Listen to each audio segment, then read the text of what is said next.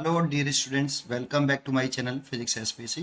Motion in a plane का एक question. The moment of force, torque को बोलते हैं। मोमेंट ऑफ फोर्स किसको बोलते हैं? टॉर्क को। F vector 4i cap plus 5j minus के 6k कैप एट 2, 0, माइनस के 3। जिस पॉइंट पर ये फोर्स लगता है, इस वाले पॉइंट पर लग रहा है। इस पॉइंट को, जिस पॉइंट पर फोर्स लगेगा उस पॉइंट को पॉइंट ऑफ एप्लीकेशन बोलते हैं। अबाउट अ पॉइंट, तो इसके अबाउट टॉर्क पूछ रहा है। इस पॉइंट के अबाउट टॉर्क पूछ रहा है। उसके कोऑर्डिनेट रखे हैं 2, -2 और -2 इज गिवन बाय, और ये चार चॉइस रखे हैं, वेक्टर फॉर्म में है। तो पहले सोल्यूशन देखते हैं। इसका की कंसेप्ट बताता हूँ पहले आपको, फिर कर दूंगा।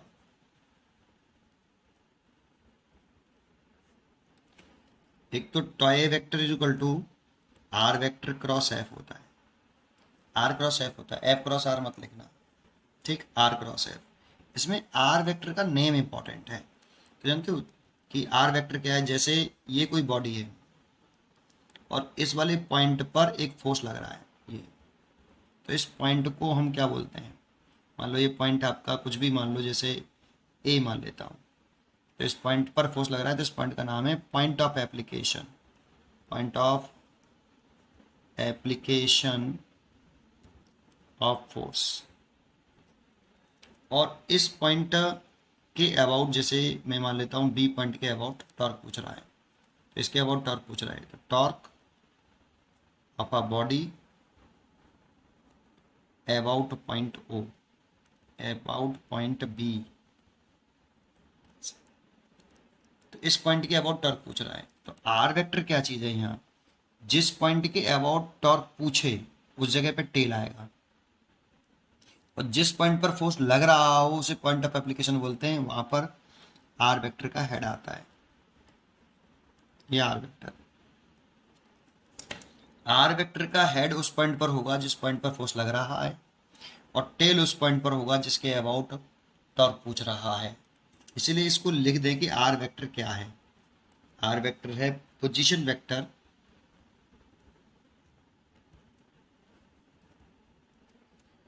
Of the point of the point of application, point of application of force, application of force with respect to the point about which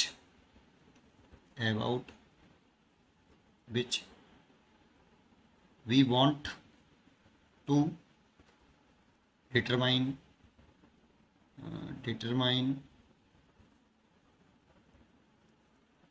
the torque। This is r vector. Position vector उस point का जिस point पर force लग रहा है, with respect to किसके? जिसके about हमें टॉर्क निकालना है, ठीक। चलिए, ये तो आर क्रॉस एफ की बात हो गई। अब क्वेश्चन में आ जाएंगे। नाउ हमें फोर्स कितना लग रहा है? एफ वेक्टर लग रहा है। कितना लग रहा है? 4i cap plus 5j cap minus के 6k कैप। कौन से पॉइंट पे लग रहा है? तो इस पॉइंट पे लग रहा है। तो इस पॉइंट को क्या बोलेंगे? Point of application of force. एक कार्टेशियन कोऑर्डिनेट सिस्टम बना लें। ये आपका एक्स एक्सेस है, ये आपका वाई एक्सेस, और ये आपका जेड एक्सेस, ये जेड एक्सेस। अब इसमें दिखा तो नहीं सकते 3D 3 कोऑर्डिनेट, तो हम शो कर लेते हैं अंदाजे से कि मान लो ये एक पॉइंट है ए, और इस पर कोऑर्डिनेट है 2, 0 और -3, और इसी पॉइंट पर आपका फोर्स लग रहा है एफ। इसी पॉइंट पर फोर्स लग रहा है, ठीक है। तो ये एक पॉइंट दिखा दिया मैंने, और इसका मैंने ये पोजीशन वेक्टर निकाल लिया with respect to origin, with respect to origin, ठीक।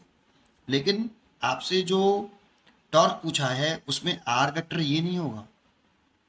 आर वेक्टर उस पॉइंट, मैंने भी बताया आर वेक्टर का टेल कहाँ होना चाहिए और हेड कहाँ होना चाहिए। तो अगर मैं एक और पॉइंट ना दूं, जैसे बी, इसके अबाउट इसके कोऑर्डिनेट कितने रखे हैं? 2, -2, -2। इसको मैं, इसका भी पोजीशन वेक्टर निकाल लूँ with respect to origin, that means R2 vector. लेकिन ना तो ये वाला R1 वेक्टर आएगा ना R2 ये वाला वेक्टर आएगा। मैंने अभी आपको बताया आर वेक्टर का जो इस जगह पर टॉर्क भी फॉर्मूले में जो आर वेक्टर है उसका हेड उस पॉइंट पर होना चाहिए जिस पर पॉइंट पर फोर्स लग रहा है, और टेल वहां पर होना चाहिए जिस पॉइंट के अबाउट टॉर्क निकाल रहे हैं। तो इस पॉइंट के अबाउट टॉर्क निकालना है, इसीलिए आर वेक्टर ये होगा, ये है आर का आर वेक्टर। तो आर वेक्टर अगर ये है तो आर वेक्टर आपका अगर ये वाला है तो देखो इस एक ट्रायंगल बन गया आपका, है ना। तो आर वन वेक्टर लिखें पहले, तो आर वन वेक्टर कितना लिख सकते हैं, ये पोजीशन वेक्टर हो गया at point A with respect to origin, ये हो गया position vector at point A with respect to origin. कितना हो गया, r one vector is equal to 2i cap plus 0j cap minus 3k cap with respect to origin, है ना। और and ऐसे ही R2 वेक्टर निकाल लूँ मैं, ये भी पोजीशन वेक्टर हो गया, पोजीशन वेक्टर कौन से पॉइंट का, at point B, at point B with respect to origin, with respect to origin. तो इसे कितना हो गया बेटा आपका, ये कितना हो जाएगा विद रेस्पेक्ट टू ओरिजिन, कितना हो जाएगा 2i कैप माइनस के 2j कैप माइनस के 2k cap, this is R2 vector. लेकिन यहाँ पे R वेक्टर भी पोजीशन वेक्टर है, उसका नाम ये लिखा है, देखो ये लिख रहा है position vector of point of application of force. तो देखो point of application of force का है ना, विद रेस्पेक्ट टू किसके, जिसके अबाउट टॉर्क निकालना है। तो इस वाले पॉइंट के अबाउट टॉर्क निकालना है, ओ बी के पॉइंट, तो ये तो point of application of force हो गया, और ये इसके अबाउट टॉर्क निकालना है, इसके अबाउट टॉर्क निकालना है ना। इसीलिए आर वेक्टर का नेम ये वाला होगा, जैसे मैंने बता दिया आपको। अब आर वेक्टर निकाले कैसे, तो using the triangle law of addition, सोचो इन तीनों में से रिजल्टेंट कौन सा है, इस वेक्टर में से, इस वेक्टर में से, इस वेक्टर में से रिजल्टेंट वेक्टर कौन सा है। तो देखो R2 वेक्टर और आर वेक्टर सेम ऑर्डर में रेंज है और R1 अपोजिट ऑर्डर में रेंज है, इसलिए using triangle law of addition, using triangle law of vector addition, R1 is a resultant vector किसका, R2 vector plus R vector, इसीलिए R vector equal to आएगा कितना, R1 vector minus R2 vector. अगर आपको resultant नहीं पहचानना आया तो सिंपल वे तरीका है, रिजल्टेंट वेक्टर वो होता है जिसका हेड से हेड कनेक्ट हो और टेल से टेल कनेक्ट हो, हेड से हेड कनेक्ट होना चाहिए और टेल से टेल कनेक्ट होना चाहिए, वो होता है रिजल्टेंट। तो आप चेक करिए इसमें रिजल्टेंट कौन सा है, तो मेरे हिसाब से तो रिजल्टेंट R1 है, क्योंकि यहाँ हेड से हेड भी कनेक्टेड है और टेल से टेल भी कनेक्टेड है। R रिजल्टेंट नहीं है क्योंकि हेड हेड तो है लेकिन टेल हेड है, R2 भी नहीं है, हेड टेल है, इसलिए R1 रिजल्टेंट है, इसलिए R1 को मैंने रिजल्टेंट लिखा है किसका, R2 vector plus R vector, इन दोनों का।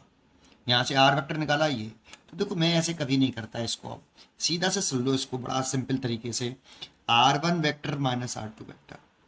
देखो R वेक्टर का हेड कहाँ है, ए पर या बी पर, चेक करो, R वेक्टर का हेड कहाँ है, ए पर, तो ए के पोजीशन वेक्टर में से बी का पोजीशन घटाना है।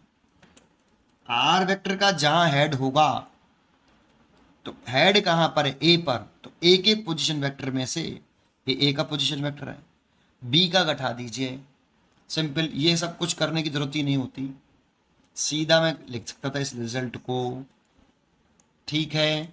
ठीक है, तो R1 वेक्टर में से R2 वेक्टर घटा दीजिए, R1 वेक्टर में कितना है 2i कैप माइनस के 3k cap minus 2i cap, sign change कर देता हूँ साथ ही साथ इसके, प्लस के 2j कैप और प्लस के 2k कैप, ये देखो मैंने साइन चेंज कर दिया।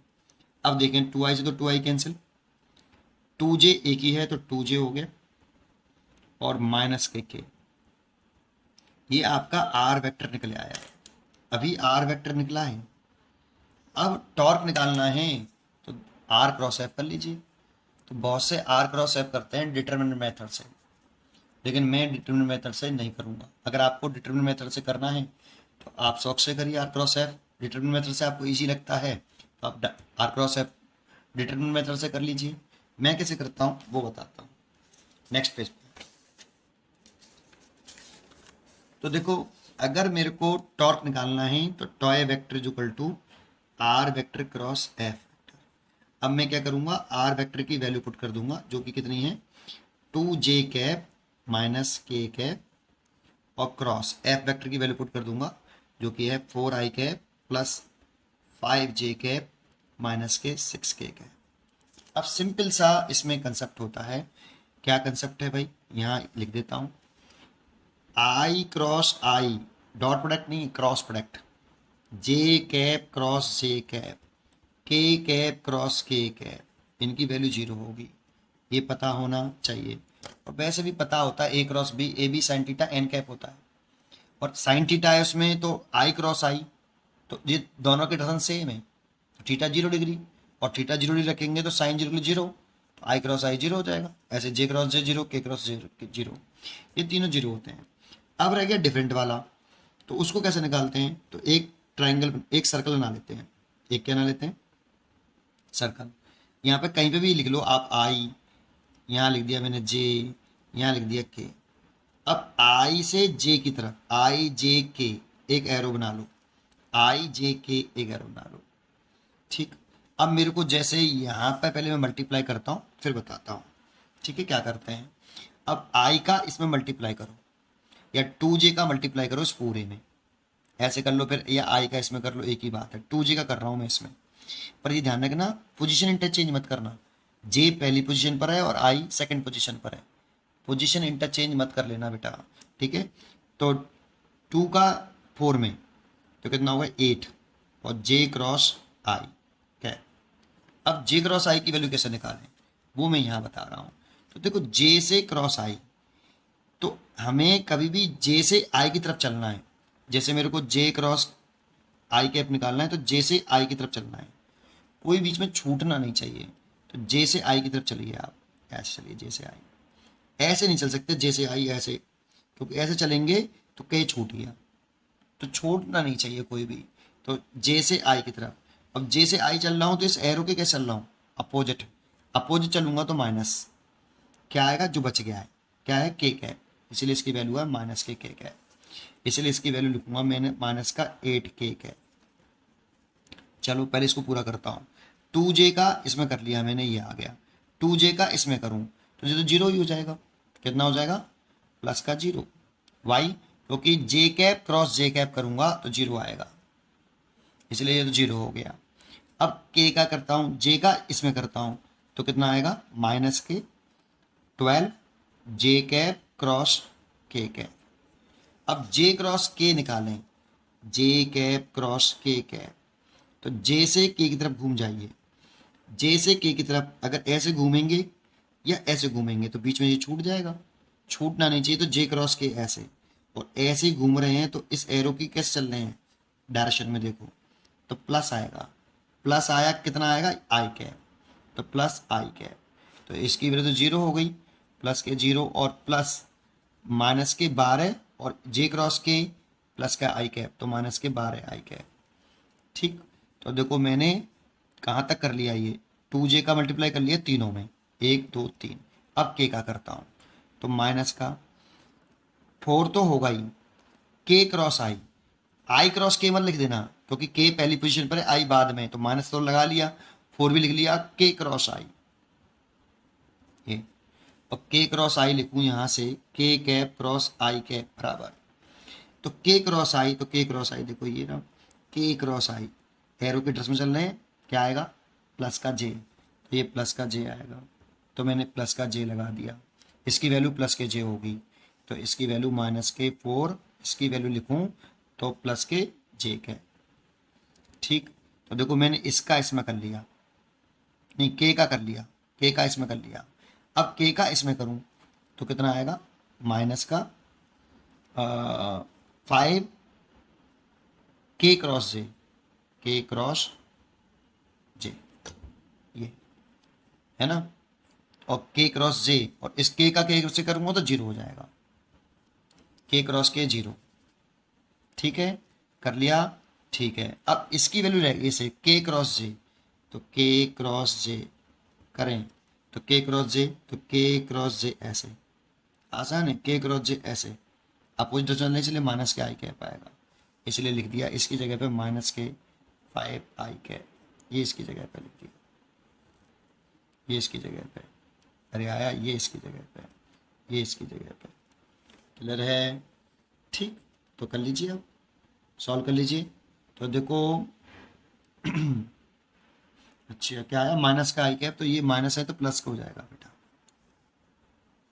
भाई के क्रॉस जे कितना आया, माइनस आई कैप, तो माइनस और माइनस प्लस, तो 12 में से 5 गए तो माइनस के 7 आई, माइनस के 4j और माइनस का 8k है।